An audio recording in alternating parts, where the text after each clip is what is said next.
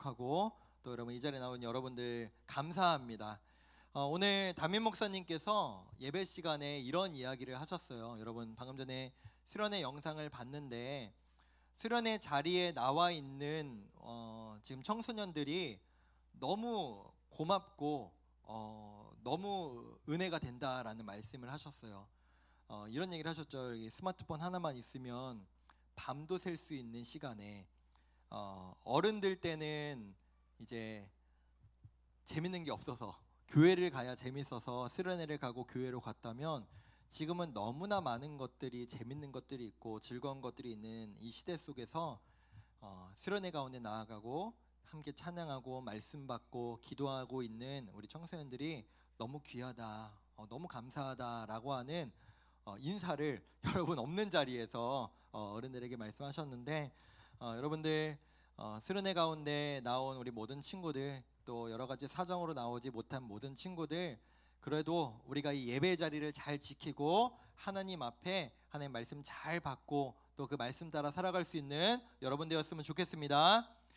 네, 우리가 수련회를 통해 또 이무현 목사님 말씀을 통해서 소망 되신 예수님을 바라볼 때 우리가 어떤 삶을 살아가게 되고 또 우리가 어떤 인생이 되고 또 우리가 어떻게 살아가야 되는지에 대해서 말씀을 받았는데요. 우리는 지난 주일에 이런 말씀을 받았습니다. 우리의 삶의 목적은 예수님을 증거하는 증인의 삶을 살아가야 한다. 이 삶은 결코 우리에게 막 부담되고 어려운 게 아니다. 왜냐? 우리가 우리의 삶을 증명하려면 내가 노력해야 돼요. 내가 뭔가를 이뤄내야 돼요. 내가 뭔가 애쓰고 힘을 써서 내가 얼마나 대단한 사람인지 내가 어떤 사람인지를 세상 앞에 증명해 보여야 돼요. 근데 예수님이 우리에게 말씀하신 내 증인으로 살아가라 라고 하는 것은 너는 어떠한 사람인지 상관없어. 너가 부족해도 너가 연약해도 제자들처럼 나를 버리고 떠난 자들도 모두가 나의 제자로 살아갈 수 있어. 증인으로 살아갈 수 있어. 어떻게만 하면 예수님을 믿고 예수님이 나의 인생의 주인이라는 것을 인정하기만 하면, 즉 나의 잘남과 나의 어떠함을 증거하는 게 아니라 예수님만 증거하면 되는 삶, 그리고 우리와 함께하기를 원하시는 예수님을 우리가 바라보며 살아갔으면 좋겠습니다. 그렇게 예수님을 증거하고 예수님의 증인으로 살아가기를 결단한 제자들이 어떻게 변화되었는지 오늘 성경 2장이죠. 우리가 지난번에 1장을 받았으면 2장인데 오늘 2장에서 그들이 어떻게 되었는지 어떤 변화를 경험했는지에 대해서 기록하고 있습니다. 오늘 성경은 사실은 어른들에게는 되게 매우 유명한 구절이고 단어들이 많이 나오거든요. 이때가 오순절이라고 하는 유대인들의 명절입니다. 오순절은 간단히 말해서 유대인들의 가장 큰 명절. 여러분 예수님이 언제 고통받으시고 언제 십자가에 달려 죽으셨다고 했죠? 바로 유월절 때, 유월절이라는 명절 때였잖아요. 근데 그 명절이 지나고 유월절이란 명절이 지나고 이 오순절이라고 하는 이 명절의 이름은 뭐냐면은 유월절을 기준으로 50일이 지났다라고 하는 뜻이에요. 뭔 얘기인지 아시겠죠? 즉 예수님이 십자가에 달리시던 때로부터 50일이 지난 때가 지금 시간적인 배경입니다. 얼마 안 된 거죠. 제자들이 지금 예수님의 증인으로 살아가면서 막 몇 년 동안 시간이 지나고 막 엄청난 교육과 훈련을 받은 게 아니라 50일밖에 지나지 않은 이때인데 이때에 예수님을 위해서 또 예수님이 이미 이제 승천을 하시고 나서 함께 모여서 기도하고 예배하던 사람들이 동일한 특별한 사건을 경험하게 되는데요. 그게 바로 오늘 우리가 읽었던 말씀의 내용이에요. 우리 2절의 말씀을 함께 좀 보도록 하겠습니다.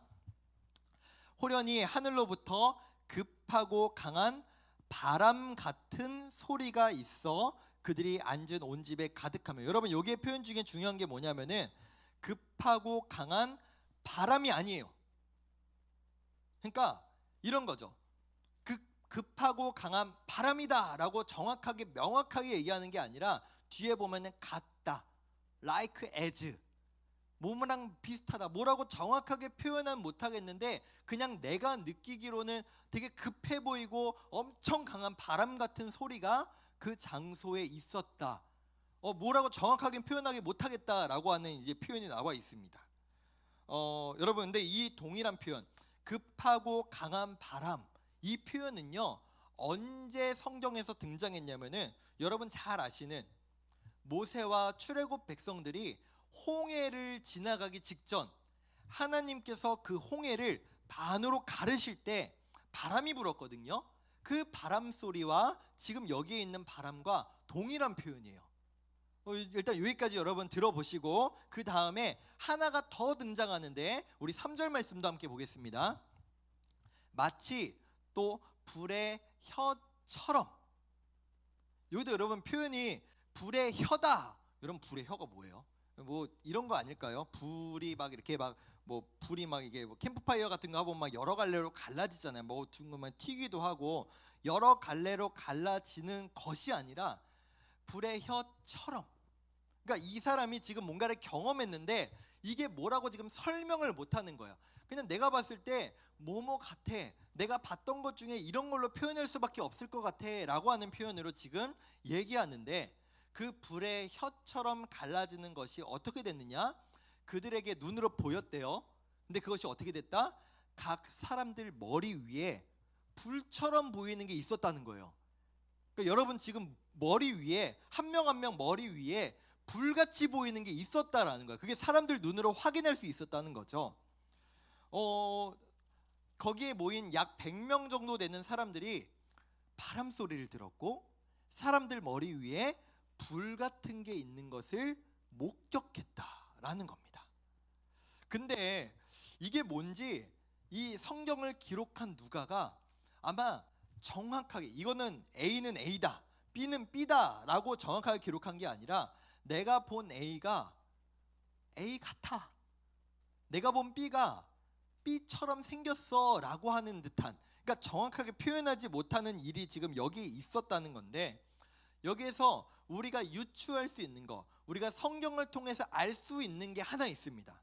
지금 바람하고 불이 등장하고 있는데 이 바람하고 불이 무엇을 의미해 왔느냐, 성경에서 무엇을 의미해 왔느냐, 우리 성경 구절을 함께 좀 보도록 하겠습니다. 구약 성경부터 보면요, 첫 번째 출애굽기 3장 2절에 보시면 여호와의 사자가 넘어가서 떨기나무 가운데서 나오는 불꽃에서 나타나셨다. 하나님이 불 안에서 나타나셨대요. 불이라고 한 표현이 나옵니다. 그 다음에 출애굽기 19장 18절에도 신의 산에 연기가 자욱하니 여호와께서 하나님께서 불 가운데 강림하셨다, 거기 계셨다 라고 하는 표현이 있고요. 또 창세기 3장 8절에 보시면 이거 아담 얘기거든요. 그날 바람이 불 때 동산에 거니시는 여호와 하나님의 소리를 들었다. 바람이 불 때 여호와 하나님의 오시는 소리를 들었다. 또 신약의 표현에 이런 표현이 있습니다. 바람이 임의로 불 때 그 바람이 어디로 가는지 모르는데 성령으로 난 사람, 성령은 여러분 그냥 하나님이라고 생각하시면 돼요. 하나님으로 임하여 난 사람들도 바람이 임의로 불고 어디로 가는지 모른다라고 하는 표현들이 성경의 곳곳에, 이것뿐만이 아니에요, 여러 곳에 적혀 있어요. 즉 신학적으로 봤을 때 불과 바람이 갑자기 하나님의 이름으로 기도하고 함께 예배의 자리에 모인 자리에 임하였다라고 하는 것은 하나님이 그 자리에 함께 계셨다라고 하는 것을 의미하고 있습니다. 그런데 여러분 오늘 말씀에 보시면은 3절에 불이 하나님으로 표현되는 그 불이 각 사람 머리 위에 임해 있었다라고 하는 표현이 나오거든요. 근데 여러분 이 표현에 집중하셔야 되는 게, 이 표현이 어떤 의미를 담고 있냐면은 임한다, 이게 카디조라고 하는 헬라어거든요. 이 임한다, 여러분 헬라어의 뜻이 되게 여러 개가 있어요. 임한다라는 뜻도 있고, 어디에 임했다, 어디에 함께했다, 어디에 같이 있다라는 뜻도 있고, 앉아 있다라고 하는 뜻도 있어요. 그래서 사실은 앉아 있다라는 의미로 가장 많이 사용됐거든요. 근데 이 헬라어 뜻 중에 자주 사용되지 않는 표현이지만 중요한 의미가 한 가지 있는데, 그게 뭐냐면은 이런 겁니다. 여러분 보통 왕이 어디에 앉아 있습니까? 왕좌라고 하는 으리으리하고 멋진 의자에 앉아서 통치하잖아요. 왕자예요. 여러분, 우리나라 조선 왕이 앉았던 의자를 뭐라고 하는지 여러분 아십니까? 용상이라고 하죠. 그쵸? 그 나무로 되어 있는 되게 딱딱해 보이는 왕이 앉아있는 의자, 거기에 앉아가지고 경이 원하시는 대로 하시오 이렇게 막 얘기하잖아요. 여러분 사극 보시면 지금 이게 임하여 있다가 그런 뜻이래요. 즉 하나님께서 우리의 인생에 임해 주셔서 우리의 인생에 함께 하셔서 우리 인생의 가운데 우리를 다스리고 계신다 라고 하는 의미가 있습니다. 한 가지 또 있는데요, 오늘 성경의 표현을 보시면은 임재해서 다스린다 라고 하는 표현뿐만이 아니라 4절에 보시면은 그 예배 자리에 모여있는 사람들이 성령의 충만함을 받았다라고 하는 표현이 나와요. 성령의 충만함을 받았다. 오늘 설교 제목이기도 하죠. 충만함이라는 제목인데, 여러분 충만하다는 간단히 말해 이겁니다. 컵이 있어요. 그 컵에 가득 찬 것을 충만하다, fulfill이라고 얘기합니다. 가득 찼다. fulfill 영어로. 여러분들 한글보다는 요즘은 한자보다는 영어가 좀 더 의미가 더 쉬운 것 같아요. 가득 차 있다라는 것을 충만이라고 하는데, 여러분 근데 이 충만이 이런 겁니다. 여러분 보통 물컵이 있으면은 거기다가 가득 채우다고 했잖아요. 이 가득 채운다라는 뜻이라고 했잖아요. 내가 물 주전자를 가지고 물병을 가지고 이 컵에다가 물을 가득 채웠다라고 하는 능동태가 아니라 이 가득 채웠다, 충만이라고 하는 뜻이요, 수동태예요. 이해가 되세요? 내가 하나님으로 이 성령 충만, 여러분 성령은 하나님이잖아요. 하나님으로 나를 가득 채웠다가 아니라, 수동태면 뭐예요? 하나님께서 우리를 채워주셨다. 내가 하나님을 잡아다가 내 안에다 집어넣은 게 아니라 하나님께서 내 안에 충만하게 가득하게 함께해 주셨다라고 하는 게 성령 충만입니다. 그래서 여러분 교회에서 진짜 많이 사용하는 표현이거든요. 성령 충만, 성령 충만.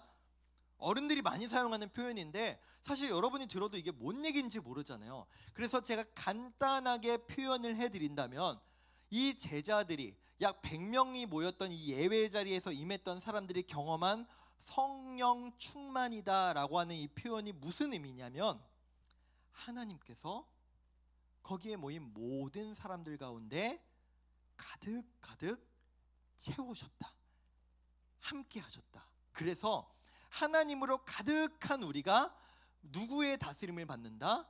하나님의 다스림을 받는다라고 하는 것이 성령 충만이다라고 하는 의미입니다.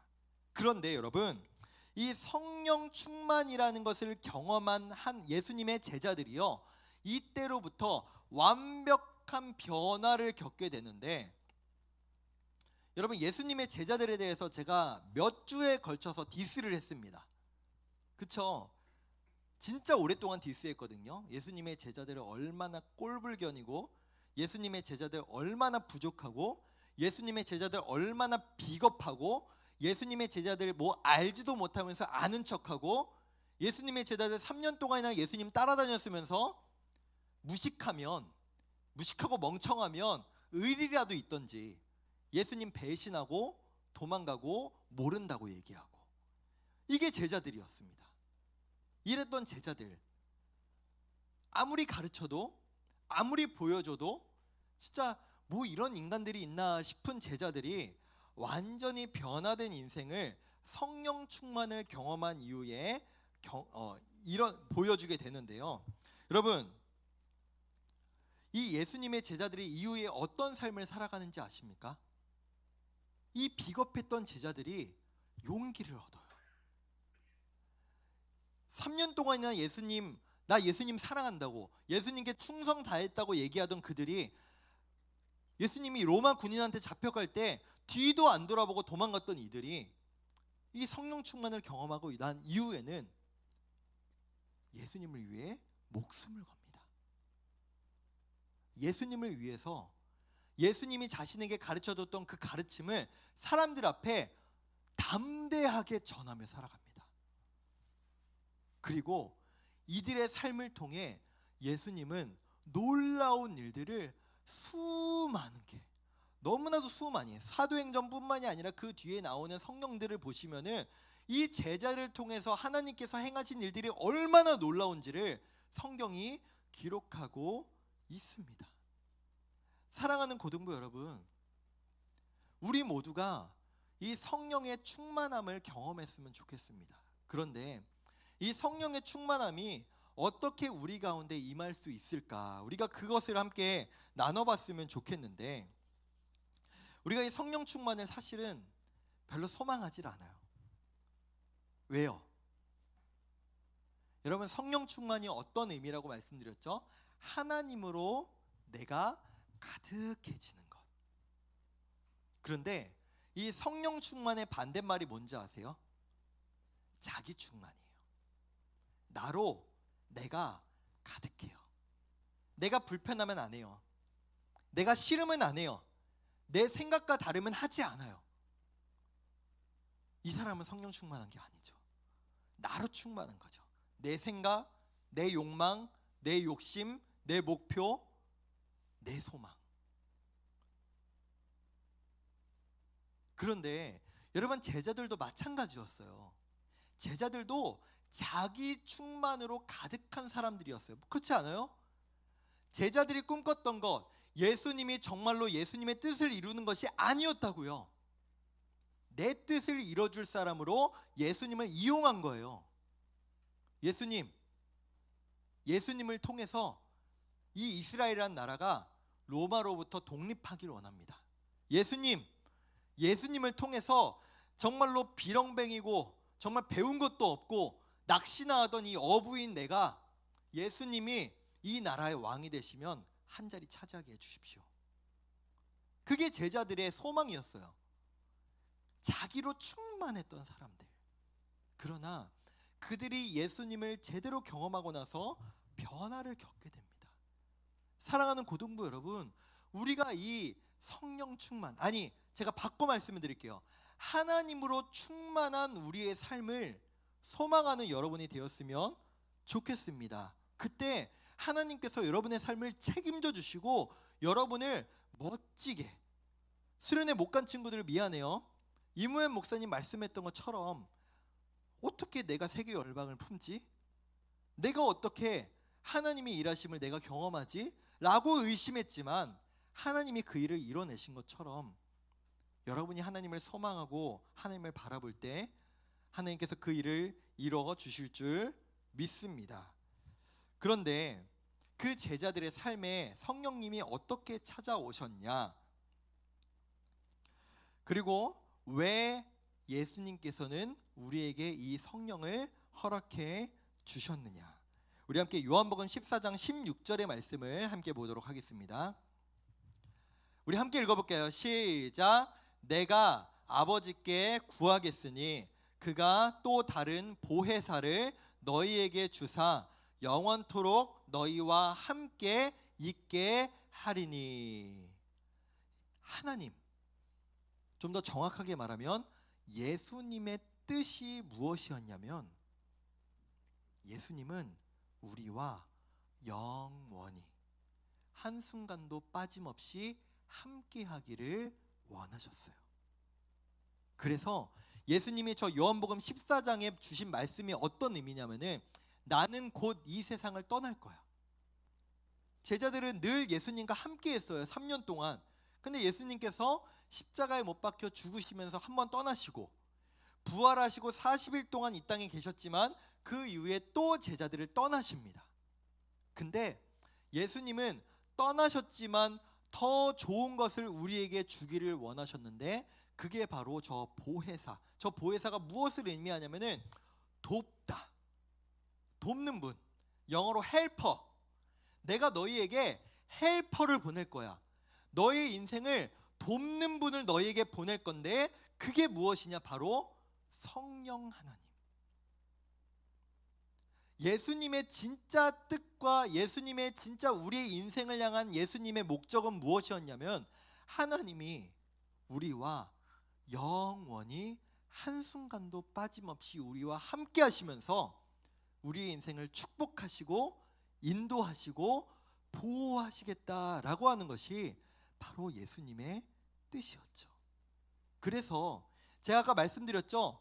성령 충만한 것, 가득 채워진 게 능동태가 아니라고요. 내가 성경에서 예수님 끄집어내가지고 내 마음에 채운 게 아니라 예수님께서 우리 안에 가득 채워지신 겁니다. 가득 채워지신 것. 그것이 바로 예수님이 우리를 향한 마음이고 예수님의 뜻입니다.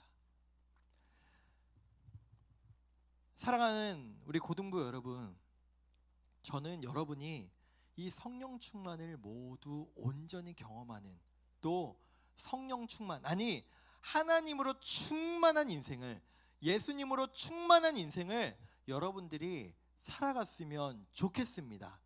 내가 내 인생 어떻게든 채우고 만들어내고 개척하고 내가 사람들 앞에 그 인생을 증명하며 살아내려는 그런 인생 아니라 하나님으로 가득해서 하나님이 내 인생을 다스리셔서 하나님이 내 인생을 가득 채우셔서 그것을 소망하며 그것을 힘입어서 오늘도 내일도 살아갈 수 있는 우리 모두가 되기를 간절히 소망합니다. 말씀을 맺겠습니다. 여러분, 혹시 우리의 신앙생활, 우리의 예배생활이 너무 무미건조하고 또 나태해져 있지는 않습니까? 그런데 예수님의 뜻은, 예수님의 마음은 우리가 그렇게 무기력하고 나태하고 무미건조한 삶을 살아가기를 원치 않으십니다. 제자들, 이후에 사도들로 불리는데요, 이 예수님의 제자들의 삶은 이 성령 충만을 경험한 이후에 훨씬 더 다이내믹하고 폭발적이고 주님 앞에 멋지게 살아갔던 모습이 이 제자들의 삶이었습니다. 우리 또한 우리의 삶을 그렇게 인도하시고 사용하시고 우리의 삶을 다스리시고 가득 채우실 주님을 소망하며 그분께 붙들려 살 수 있는 우리 모두 되었으면 좋겠습니다.